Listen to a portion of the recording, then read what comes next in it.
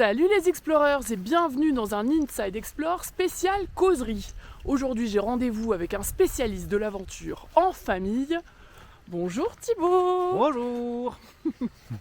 Bon Thibaut, où est-ce qu'on va là? Alors là on va se trouver un petit spot de bivouac parce que ma spécialité à moi c'est d'emmener les enfants en bivouac et je suis un peu chercheur de spots de bivouac professionnels. Et là il y a un petit endroit pile plat, parfait pour caler la tente.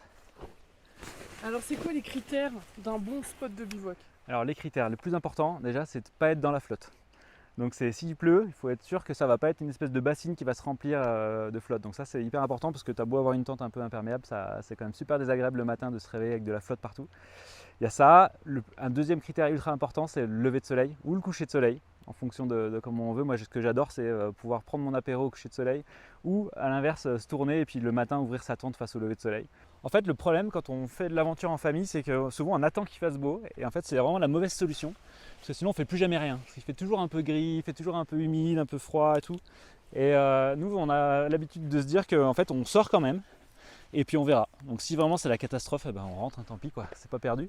Et par contre la plupart du temps, dans 80% des cas, on part, il fait pas très beau et en fait on a toujours un temps comme ça qui s'éclaircit. Là tout à l'heure il faisait tout gris et finalement ça s'est tout ouvert, c'est trop beau quoi. On évite tout ce qui est lourd. Donc on prend un tout petit réchaud, j'ai un petit réchaud, j'ai une petite cafetière. On mange des trucs assez légers aussi, mais on est quand même gourmand, donc des fois on se laisse un peu aller, mais on n'oublie pas les chamallows surtout. Pourquoi avoir écrit un livre sur l'aventure en famille? Eh ben c'est une très bonne question.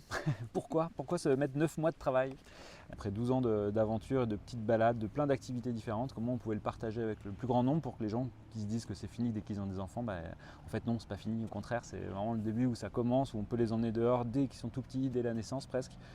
Et voilà, et pour éviter d'être d'un côté frustré de ne plus faire d'activité, et de l'autre côté de pouvoir aussi leur faire du bien, quoi. On dit souvent le dehors guérit, quoi. C'est Stevenson qui disait ça, et moi j'adore cette phrase parce que je trouve que quand on est dehors, quand on est là, quand on dort là, quand on voit les étoiles, le lever de soleil, on revient, on est super ressourcé. Donc voilà, pour moi c'est le top.